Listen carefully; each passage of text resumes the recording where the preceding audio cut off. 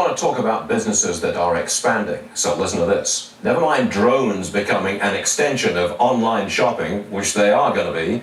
One defense industry publication says every country will have armed drones, every country, within 10 years. It's Carol Craig. She's the founder of the defense contractor, Craig Technologies, a former Navy flight officer. Carol, you have something to do with the drone business, do you? We do, yes. But not as much as you'd like to have. I'd like to have a lot more, absolutely. Now, this seems to me to be extraordinary. The idea that within 10 years, all countries, I mean all major countries, I guess you'd say, will have armed drones. Is that on the horizon? Really? I believe it is. I think so. I mean, I think there's a lot going on, and we don't realize that's happening, behind the scenes. And it's not that difficult to put weapons on drones. I mean, to me, that's probably the next, evolution, and it's not as difficult. Really? So I that's my opinion. Now, from my background of manufacturing and a little bit of the military side, you're just putting those two together. No, I think it's not that difficult. Is it America and Israel at the moment who lead this field? Who else is playing here? Well, I'm sure China's playing, obviously. I mean, they're always right behind us, so, in my opinion, again. But I think so. But I think that it's not,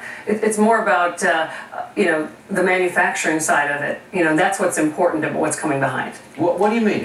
I would have thought it was the software side of it. I mean, I would have thought it was relatively easy to build the plane itself, but it's the software that flies the thing and tells you what to shoot at and how to shoot and when. I think that's true, but on the manufacturing side, I think what's important is the quality. And what are the countries that are actually going to develop the quality and at the lower price, the combination of the two. I think that's what's important. Lower price. That's important, isn't it? But not the lowest price, because that's what's happened in the past. I mean, that's the reason that manufacturing is coming back to the United States, is because everyone was looking for the lowest possible price, but at the expense of quality. You're Craig Technologies. Yes, sir. That's you. That's me. I'm the Craig and Craig Technologies. You are the Craig. Do you want to build these things in America? Your company? Absolutely. I would love to.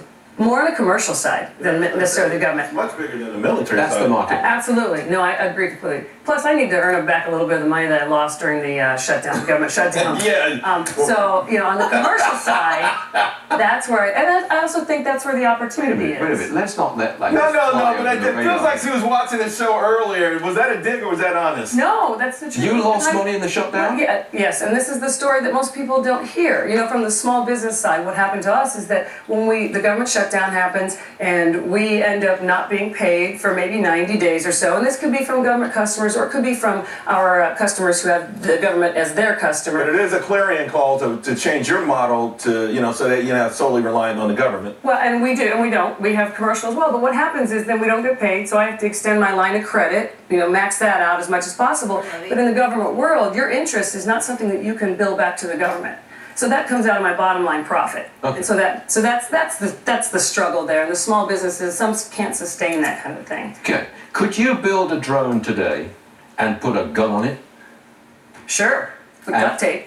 Yeah, okay. No, but absolutely. Could you fly it by remote control, have a gun on it, fire the gun at a target? Could you do that today? I'm sure we could. Relatively easily? I'm sure we could. Don't you think this is scary? I'm sorry, this sounds terrifying. I think it is, but I think there's a lot more scary things out there. I mean, if you start, there's a lot scarier things out there. And we should differentiate between these amazing drones that we always have footage of and something from Brookstone. Right? I mean, really, if someone in Yemen has a Brookstone thing and they've jerry-rigged it, I'm less intimidated than by the ones that we have, that they'll never have. Agreed. And then I guess that's kind of the perspective I'm coming from is, yes, you could create this tomorrow. Yeah, is it going to be sophisticated where you can fly it, to different Won't levels? the government be able to step in and say, drones with weapons attached to them available for sale? Do you think the government will stop everybody? Hold on a second, I've got one last question. Okay. How much would it cost for you to build a drone for me with a gun on it that I can see where I'm pointing and that I can fire by remote control? Could you do that for me? I could. How much? How much are you willing to pay? No.